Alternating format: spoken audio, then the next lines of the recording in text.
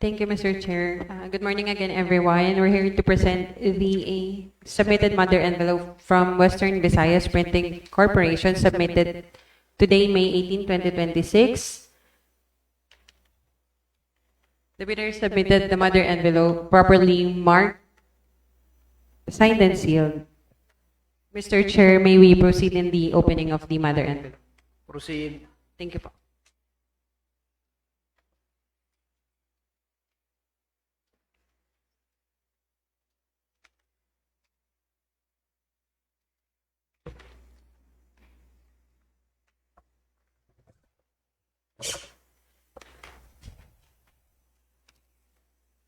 Inside the mother envelope submitted by the bidder is their technical and financial component envelope, both properly marked, signed, and sealed. The financial component envelope again will be turned over to the back chairman until such time the bidder is declared ineligible for opening. Mr. Chair, may we proceed in the opening of the technical envelope? Please proceed.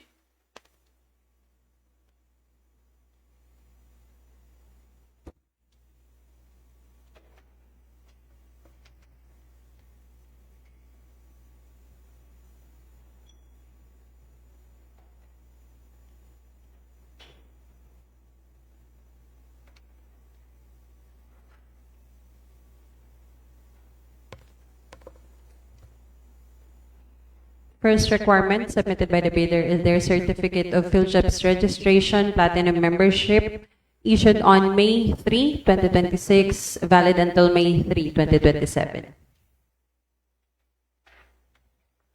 With attached Annex A under SEC certificate registration date, July 25, 2000, Mayor's permit expiration date, December 31, 2026, tax clearance expiration date, March 16, 2027, audited financial statement, date of filing, March 23, 2026, pickup license not applicable.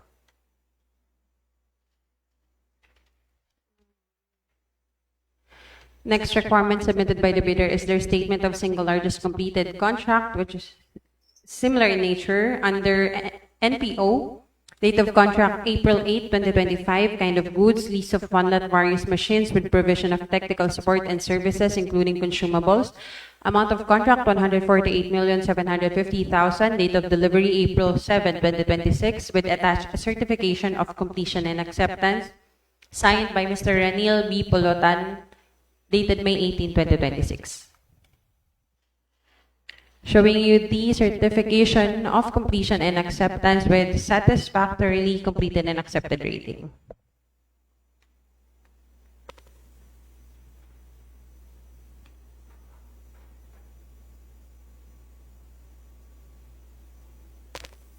Next requirement submitted by the bidder is their computation of their net financial contracting capacity, with total NFCC of 1,472,672,941 pesos and 70 cents, signed by Mr. Ranil B. Pulutan.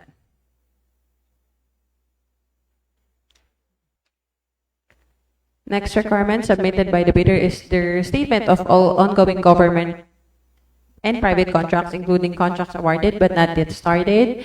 No ongoing contracts for both government and private, duly signed by Mr. Ranil B. Pulutan.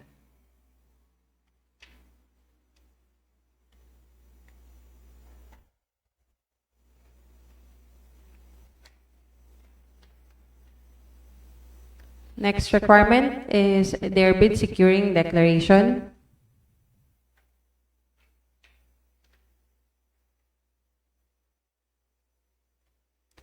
Dated May 12, 2026, signed by Mr. Ranil D. Pulutan, notarized by Eli F. Azaraga Jr. with MCLE compliance number 8.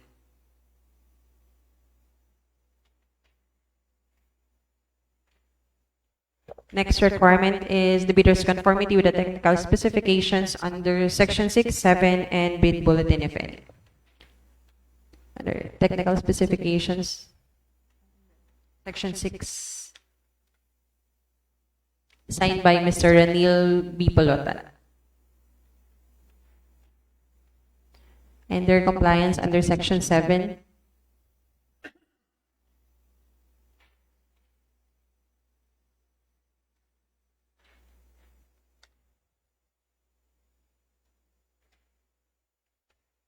Again, signed by Ranil B. Polotan. And their compliance also to the supplemental bid bulletin dated May 11, 2026.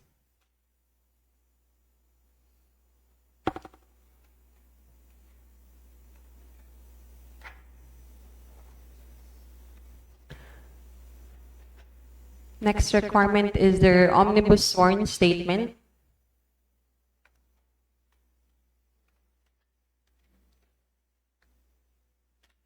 Again, signed by Mr. Ranil B. Polotan, notarized by the same notary public.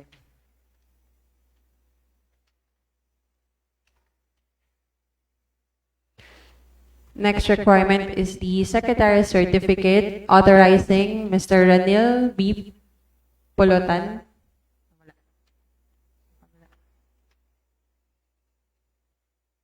as their authorized representative for the said project.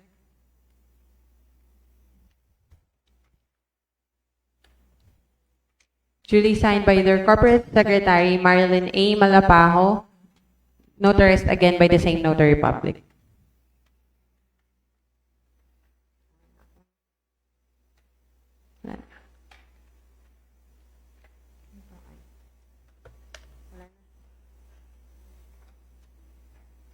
Mr. Chair, that concludes our presentation on the technical requirements of the bidder. Thank you, Ms. Ira, TWG, for the observation and recommendation. Upon examination of the required contents of the technical component envelope, specifically the valid and updated PhilJEP Certificate of Registration Platinum Membership, including Annex A, original and duly signed statement of the bidder's single largest completed contract, the bidder's original and duly signed computation of net financial contracting capacity, original and duly signed statement of all its ongoing government and private contracts, original and duly signed, duly notarized bid securing declaration, conformity with the technical specifications under Section 6 and 7 of the bidding documents, and supplemental bid bulletin, original, duly signed, and notarized omnibus sworn statement, and original and notarized secretary's certificate. Submitted by Western Visayas Printing Corporation. The Technical Working Group finds the submission to be complete. Accordingly, the Technical Working Group respectfully recommends the committee proceed with the opening of its financial component envelope. The TWG's recommendation is now before the body. Any motion from the members of the back? I move to adopt the recommendation made by the Technical Working Group, Mr. Chair. An objection? Hearing none, the recommendation is hereby adopted, and please proceed to the opening of financial component envelope.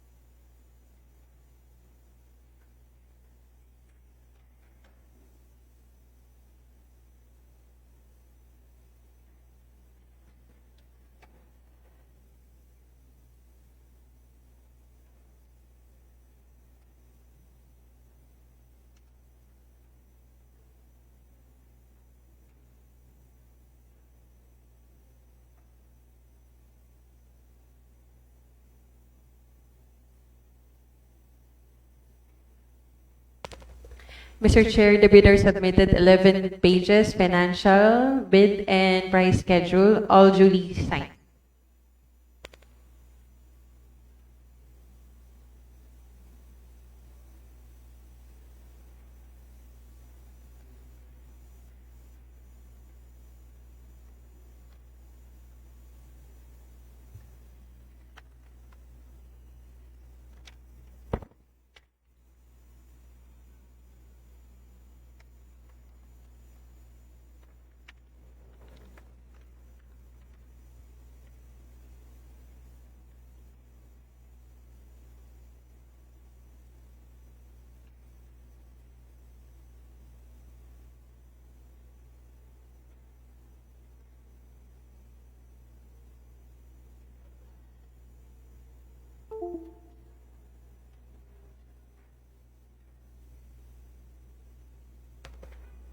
The bidder submitted their bid offer amounting to 199,880,500 pesos.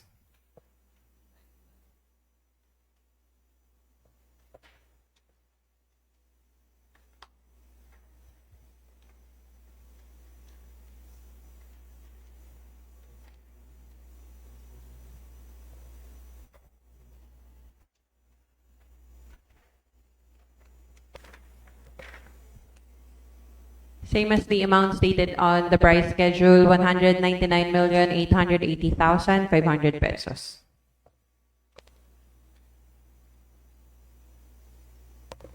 Mr. Chair, that concludes our presentation on the technical requirements of the bidder. Thank you, Ma'am Ira, TWG, for the observation and recommendation. Please. Upon examination of the required contents of the financial component envelope submitted by Western Visayas Printing Corporation, specifically the original and duly signed and accomplished financial bid form and original and duly signed and accomplished price schedule, the TWG finds the submission complete and compliant with the requirements. Accordingly, the TWG respectfully recommends the formal acceptance of the financial proposal and further recommends that the bid be considered for bid evaluation to determine its calculated price. The TWG's recommendation is now before the body in motion from the members of the bar. I move to adopt the recommendation made by the technical working group, Mr. Chair. In objection, hearing none, the recommendation is hereby adopted. Please proceed, TWG, to the bid evaluation. Pending the bid evaluation that will be undertaken, Mr. Chair, the BACSEC respectfully recommends suspension of the proceedings for 5 minutes. 5 minutes. Meeting suspended for 5 minutes.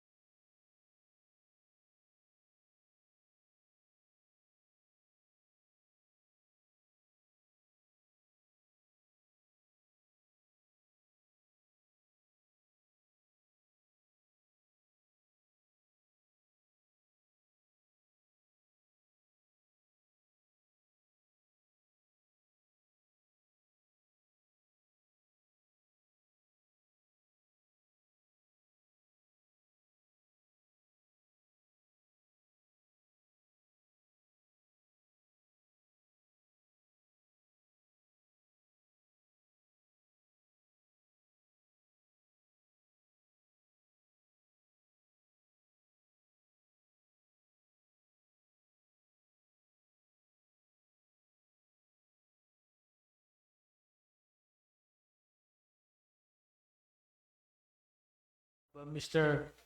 Paul Clen Erico Tampok as the presenter. Meeting resume and Mr. King Paul Tampok is now recognized.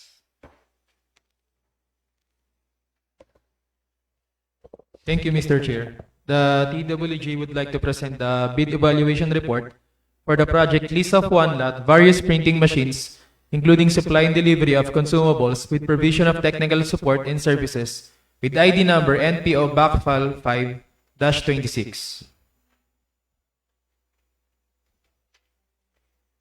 Based on the result of a bid evaluation as presented in this report, the bid submitted by Western Visayas Printing Corporation in the amount of 199,880,500 pesos for the project List of One Lot, various printing machines, including supply and delivery of consumables with provision of technical support and services with ID number NPO Backfile 5-26 was found to be mathematically correct, with the total bid as read being consistent with the total calculated bid. In accordance with RA 12009 and its IRR, the TWG hereby recommends that Western Visayas Printing Corporation be declared as the single calculated bid, and that its bid be subjected to post-qualification for the purpose of verifying, validating, and ascertaining the truthfulness, authenticity, and sufficiency of all documents submitted in support of its bid. That's all, Mr. Chair.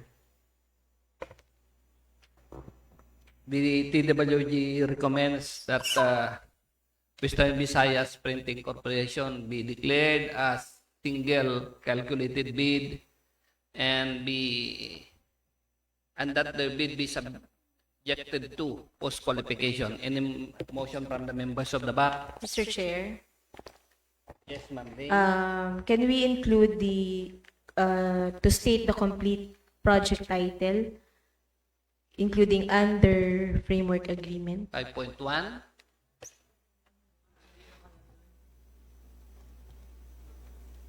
Please take note, TWG. Noted, Mr. Chair. Thank you, ma'am. The motion is still standing. Mr. Chair, I move to adopt the recommendation of the BAC TWG. Any objection? Hearing none, the recommendation is hereby adopted. The back secretariat, please prepare the necessary letter to address to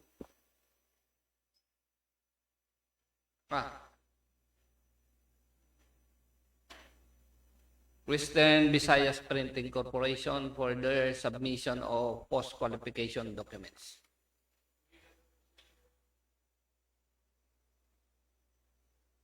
Let's have another post-qual report.